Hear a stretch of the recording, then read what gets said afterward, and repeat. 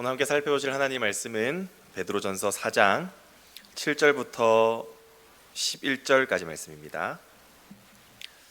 베드로전서 4장 7절부터 11절까지 우리 한 절씩 교독하며 읽도록 하겠습니다. 제가 먼저 7절 읽도록 하겠습니다. 만물의 마지막이 가까이 왔으니 그러므로 너희는 정신을 차리고 근신하여 기도하라.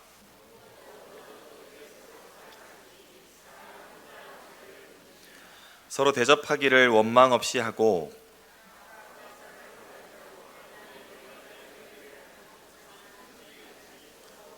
같이 읽겠습니다. 만일 누가 말하려면 하나님의 말씀을 하는 것 같이 하고 누가 봉사하려면 하나님이 공급하시는 힘으로 하는 것 같이 하라. 이는 범사에 예수 그리스도로 말미암아 하나님이 영광을 받으시게 하려 함이니 그에게 영광과 권능이 세세에 무궁하도록 있느니라. 아멘. 오늘 마지막이 가까울수록이라는 말씀의 제목을 가지고 함께 은혜를 나누고자 합니다. 여러분, 말년이라는 단어가 있습니다. 어떤 시기의 끝자락을 일컫는 의미인데요. 예를 들면 전역이 얼마 남지 않은 병사들을 이제 병장을 앞두고 이제 말년 병장이라고 부르기도 하죠. 또한 회사나 조직에서 은퇴를 앞둔 사람들도 이제 말년을 보내고 있다라고 이렇게 일컫습니다. 그런데 말년의 시기에는 이제 보통 힘을 좀 빼기 마련입니다. 그 시기는 더 이상 생산하는 시기가 아니라 정리하고 또 물려주는 그런 시기이기 때문이죠. 저도 군복무를 하면서 말년 병장의 시기를 보내었던 적이 있습니다. 이때는 정말로 떨어지는 낙엽도 조심하자라는 그러한 마음을 가지고 최대한 군 생활을 불성실하게 보내었습니다. 모든 훈련도 다 빠지려면 빠질 수 있으려고 했고, 또 위에서 시킨 일들을 후임에게 다 넘겼고, 근무도 최대한 안 들어가기 위해서 변명을 만들었다라는 것이죠. 그렇다고 해서 제가 처음부터 그렇게 했던 것은 아닙니다. 저도 이게 모범 병사로 포상 휴가를 받았을 만큼 저는 아주 우수한 군 생활을 했다라는 것이죠. 그렇기 때문에 어떻게 보면은 이 말년의 제 군대 생활의 시기는 제 이전에 합당한 노력에 대한 보상이라고 저는 여기면서 마음껏 그것을 누렸습니다. 이처럼 일반적인 말년의 시기란 바로 이제 내려놓고 쉼을 누리는 시기라고 우리가 정의할 수 있을 것 같습니다. 그런데 오늘 본문을 보시면 베드로 사도는 우리에게 무엇이라고 권면하고 있습니까? 만물의 마지막이 가까이 왔으니 쉬라고 말하지 않습니다. 오히려 너희가 정신을 더 차려라 라고 말하고 있죠. 그동안 신앙생활을 열심히 했으니까 이제는 좀 내려놓고 쉴 때가 되었다라고 말하지 않는다는 것입니다. 오히려 이전보다 더 열심히, 더 마음을 깨닫고 더 마음을 열어서 더 정신을 차리고 적극적으로 신앙생활을 해야 된다라고 우리에게 말하고 있다라는 사실입니다. 그렇다면 베드로는 왜 이처럼 이 마지막 때가 다가온 이때에 가까이 왔으니 정신을 차리라라고 우리에게 말하고 있는지, 그렇다면 우리가 마지막을 가까이 앞두고 있는 이 시대의 가운데에서 우리 성도들은 어떻게 살아야 되는지 오늘 본문을 통해서 우리가 은혜를 나누면서 함께 교훈을 좀 살펴보도록 하겠습니다. 먼저 베드로가 말하고 있는 이 마지막이 가까이 왔다라는 것이 무엇을 의미할까요? 문자적으로 그대로 보자면 이 세상은 바로 종말을 맞이한다라는 뜻입니다. 곧 예수님께서 부활하셔서 승천하심과 동시에 이 세상은 지금도 끝을 향해 나아가고 있다라는 사실이죠. 이때는 예수 그리스도의 재림과 함께 이루어질 하나님의 나라가 완성되는 날입니다. 따라서 이 날에는 산자나 죽은 자들이 다 그리스도의 심판대 앞에 서게 될 것이고, 각자가 행한 그런 선악간의 행위대로 심판을 받게 된다는 것이죠. 이때에 복음에 순종하지 않은 악인들은 영원한 고통 가운데 던져지게 될 것이고, 하지만 끝까지 복음에 따라 순종하며 살아갔던 성도들에게는 바로 큰 위로를 받게 될 날이 바로 이 종말의 때라는 사실이죠. 그러나 특별히 베드로가 초대교회 성도들에게 이와 같이 마지막이 가까이 왔다라고 상기시키고 있는 이유는 그들이 소망을 잃지를 않기를 원했기 때문입니다. 당시 소아시아 지역의 초대교회 성도들은 그들이 이 그리스도인이라는 이유만으로 이방인들에 의해 부당한 대우와 핍박을 받고 있었던 때였다라는 것입니다. 더 나아가서 지금 로마에서 시작되고 있는 이 기독교인들의 대박해가 언제 이 소아시아 지역에도 밀어닥칠지 모르는 그런 위기적 상황에 놓여 있는 성도들을 베드로는 위로하고 격려해야 할 필요가 있었다라는 것입니다. 따라서 그들이 비록 고난과 핍박 앞에 있다 할지라도 예수님의 재림, 곧 이 세상의 끝이 다가올 것임을 상기시키면서 결코 이 믿음으로부터 떠나지 않고 정신을 차려서 더욱더 믿음을 붙들고 신앙생활할 것을 권면했다는 것이죠. 곧 어떤 상황이 그들의 마음을 흔들어 놓는다 할지라도 침착함을 잃지 말고 그들에게 이미 주어질 하나님 나라를 바라보며 소망하며 견딜 것을 권면했다라는 것입니다. 성도 여러분, 그러나 이 권면이 오늘날을 살아가는 우리에게도 적용되는 말씀이라는 것을 우리가 인정해야만 합니다. 왜냐하면 예수님께서 승천하신 이후에 지금까지 2000년 이상의 시간이 흘렀지만 예수님께서 아직 재림하시지 않으셨기 때문입니다. 곧 우리는 여전히 말세의 때를 살아가고 있다는 것이죠. 그러나 분명한 점은 예수님의 재림이 가까이 오면 가까이 올수록 우리의 믿음과 신앙을 지키는 일들이 더 어려워질 수 있다는 사실입니다. 예수님께서 제자들에게 종말의 때에 임박할 징조가 무엇인지를 우리에게 분명히 말씀해 주셨는데요. 마태복음 24장을 보시면 적 그리스도가 일어나서 이거 아닙니다. 적 그리스도가 일어나서 성도들을 미혹할 것이고, 또한 전쟁과 기근과 같은 재난이 시작될 것이고, 또한 그리스도를 믿는다는 그 이유만으로도 모든 민족으로부터 그들이 미움을 받게 될 것이라고 말씀하셨습니다. 그러나 이 일들이 결코 먼 나라의 일들이 아니라는 것입니다. 지금도 수많은 이단들이 나타나서 성도들이 미혹되고 있으며, 또한 전쟁과 기근으로 인하여 수많은 시민들이 지금도 고통 가운데 놓여 있으며, 믿음과 신앙으로 인하여서 우리는 직접적인 미움과 박해를 받고 계신 성도님들도 있기 때문이라는 사실입니다. 그러나 예수님께서는 마지막이 가까워지는 이 상황 가운데에서도 끝까지 견디는 자들에게 이렇게 축복해 주십니다. 마태복음 24장 13절인데요. 우리에게 주신 약속의 말씀이라고 생각하고 같이 한번 읽어보도록 하겠습니다. 시작. 그러나 끝까지 견디는 자는 구원을 얻으리라. 아멘. 바로 끝까지 견디는 자들은 구원을 얻게 된다라는 사실입니다. 저는 우리 신평로교회 공동체가 마지막이 가까울수록 복음으로부터 멀어지지 않고 오히려 복음을 붙드는 삶을 살아가시기를 소원합니다. 그렇다면 우리 모두가 이처럼 마지막이 가까워지고 있는 이 말세의 때를 살아가고 있는 이 상황 가운데에서 우리의 마음을 올바르고 침착하게 붙들기 위해서는 우리가 어떻게 살아야 하는 것이죠. 바로 세 가지를 살펴볼 텐데요. 첫 번째는 우리가 근신하여서 기도해야 된다라는 사실입니다. 7절을 보시면 근신하여 기도하라 라고 말씀하고 있죠. 이 근신하다라는 표현은 술 취하지 않고 맑은 정신을 가지다라는 뜻입니다. 곧 마지막이 가까이 오면 올수록 수많은 유혹들과 욕망들은 우리의 이 분별력을 잃게 만들고 복음으로부터 떠나가게 만들도록 우리를 거세게 유혹할 것입니다. 이럴 때 우리가 세상에 취하지 않고 무엇이 참되고 무엇이 영원한 것임을 분별할 수 있는 그 힘이 바로 무엇으로부터 나타나냐면 바로 기도로부터 나타나게 된다라는 사실입니다. 예수님께서 십자가에 달리시기 전날 밤에 기도하시기 위하여 제자들과 함께 겟세마네 동산에 올라가셨고, 또한 제자들과 함께 나와 함께 기도할 것을 요청하셨습니다. 그렇게 예수님께서 간절히 기도하시고 내려오셨는데 예수님이 보았던 목격했던 상황이 무엇입니까?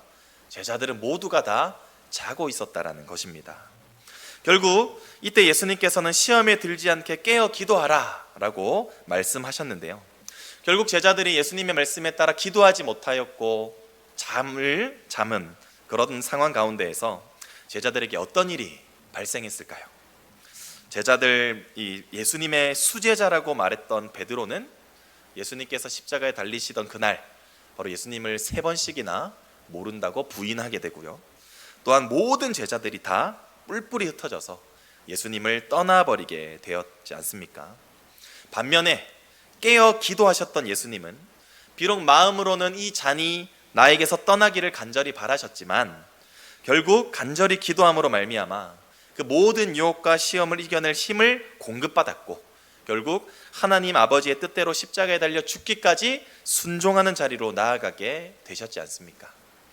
사랑하는 성도 여러분, 이처럼 우리가 기도해야 할 이유는 바로 이 영적인 분별력과 유혹을 이겨낼 수 있는 힘이 바로 이 기도로부터 나오기 때문인 줄을 믿으시기를 소원합니다. 만일 삶의 방향을 잃었을 때, 혹은 도저히 이 문제를 내 힘으로 해결할 수 없다고 느꼈을 때, 가장 먼저 기도의 자리로 나오신 우리 성도님들이 되시기를 축복합니다. 마지막에 가까울수록 우리가 깨어 기도함으로써 우리가 모든 이 시험을 능히 이겨내시고 하나님의 거룩하신 뜻대로 살아가시는 우리 모든 성도님들이 되시기를 축복합니다. 그리고 두 번째는요, 바로 서로 뜨겁게 사랑해야 한다라는 점입니다. 8절에 보시면 무엇보다도 뜨겁게 서로 사랑할지니 라고 베드로 사도가 우리에게 권면하고 있죠. 그런데 가장 먼저 이 무엇보다도 라는 단어를 사용하여서 마지막이 가까울수록 사랑하는 일이 얼마나 중요한 것인가를 우리에게 말해주고 있다는 것입니다. 왜 베드로는 무엇보다도 이 사랑하는 일에 우리가 힘써야 된다라고 우리에게 권면하고 있을까요? 바로 사랑은 모든 계명의 핵심이기 때문이죠.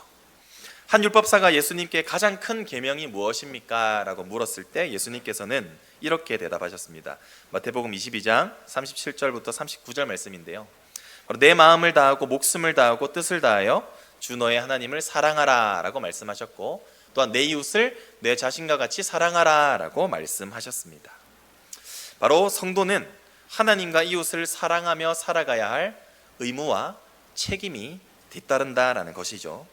그러나 마지막에 가까울수록 이 사랑의 대상이 어떻게 변해가고 있냐는 것을 우리가 본문을 통해서, 또한 성경을 통해서 볼 수 있는데요, 디모데후서 3장 1절과 2절은 이렇게 우리에게 교훈하고 있습니다. 말세에 고통하는 때가 이르러 사람들이 자기를 사랑하며 또한 돈을 사랑한다 라고 말씀하고 있죠. 사랑의 대상이 더 이상 하나님이나 또한 이웃사랑이 아니라 바로 자기 자신과 돈으로 바뀌어가는 것이 바로 이 말세에 이루어지는 일이라는 사실입니다. 우리는 이럴 때일수록 교회가 세상의 풍조를 거슬러 올라가 서로 뜨겁게 사랑함으로 말미암아 바로 이 세상과 구별된 모습으로 살아가야 된다라는 것입니다. 사랑은 서로의 허다한 죄를 덮어줌으로써 용서하게 만들어주며 또한 서로를 대접하면서 섬기게 만들어주는 힘이 있다는 사실입니다. 이러한 사랑이야말로 이 세상과 구별된 하나님 나라의 백성들의 합당한 모습이기 때문에 무엇보다도 교회 내에서 성도들이 서로 사랑할 것을 권면했다라는 것입니다. 사랑하는 성도 여러분, 마지막 때가 가까워질수록 사랑은 식어가고 있으며 사랑의 대상이 변해지고 가고 있는 이때에 우리 성도님들의 마음 가운데는 어떤 사랑이 남아 계십니까?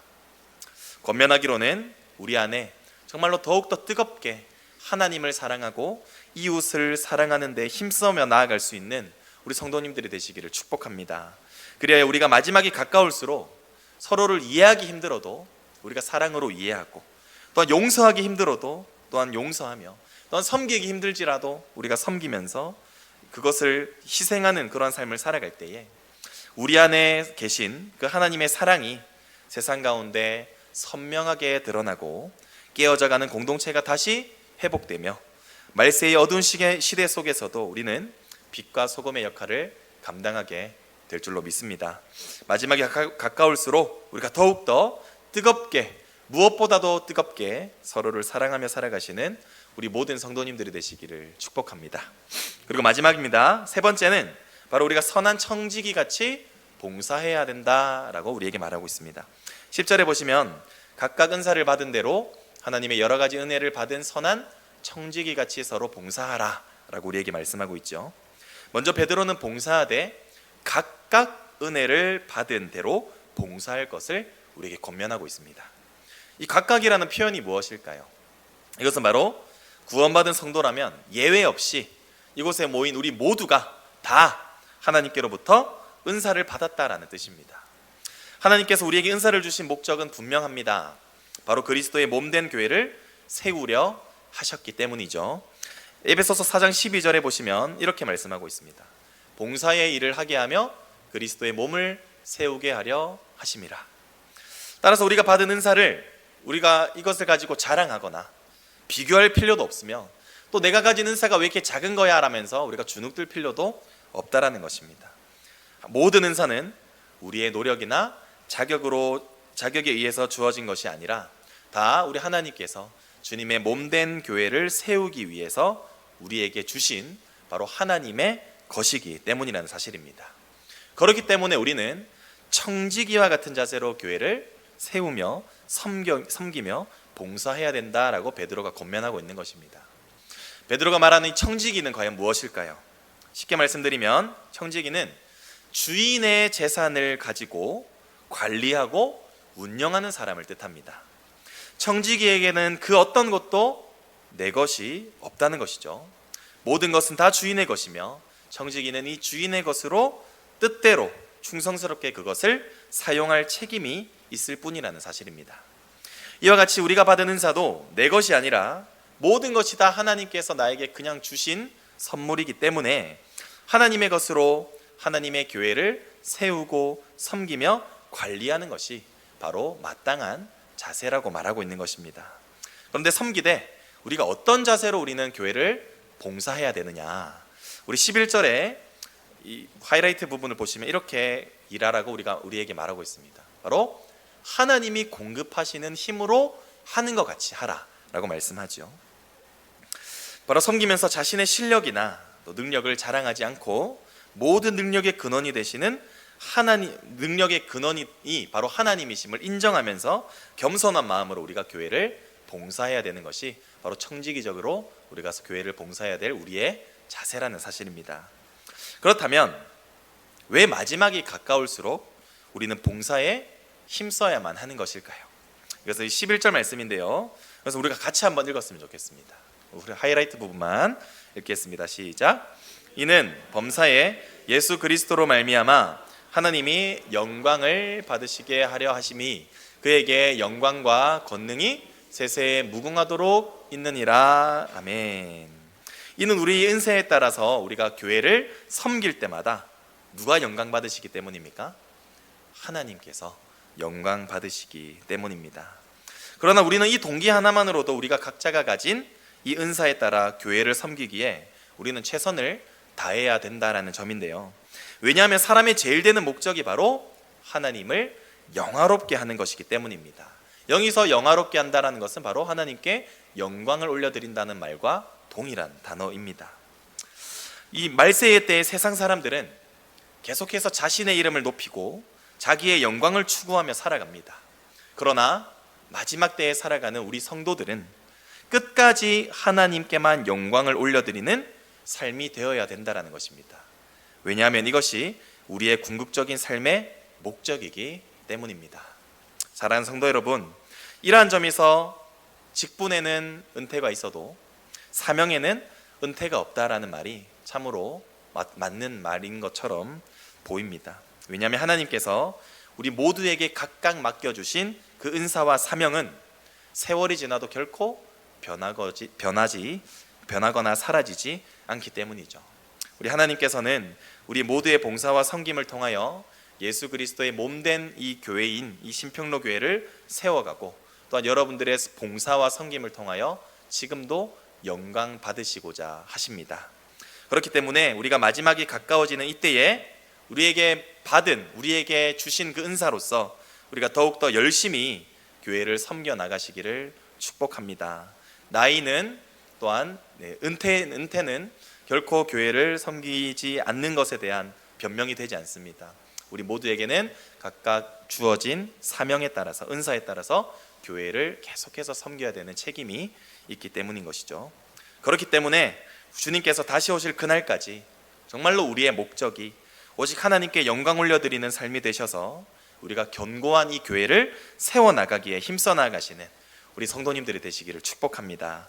말씀을 정리하면서 우리가 마지막 때를 살아가고 있는 이때에 우리가 어떻게 살아야 되냐?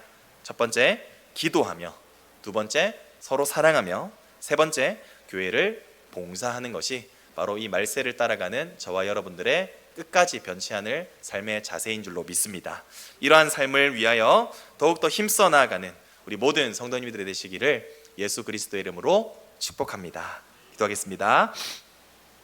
하나님 아버지 감사합니다. 우리는 지금도 여전히 마지막 때를 살아가고 있는 저희가 어떻게 예수님의 이 재림을 소망하며 살아가야 하는지를 말씀하여 주시고 또한 도전받게 하시니 참으로 감사합니다. 오히려 마지막에 가까울수록 우리는 정신을 차리고 더 열심히 기도하게 하시고 더 열심히 사랑하게 하시고 더 열심히 봉사하기를 원합니다. 그래야 재림의 때에 정말 수많은 징조들로 인하여서 우리의 마음이 빼앗기지 않도록 우리를 붙들어 주옵시고 정신을 차려 깨어있게 하시며 우리에게 주어진 이 하늘 소망만을 바라보며 인내하며 살아가는 우리 모든 성도님들이 될 수 있도록 은혜를 베풀어 주옵소서. 주님께 감사드리옵고 지금도 살아계시는 우리 구주 예수 그리스도의 이름으로 간절히 기도드립니다. 아멘.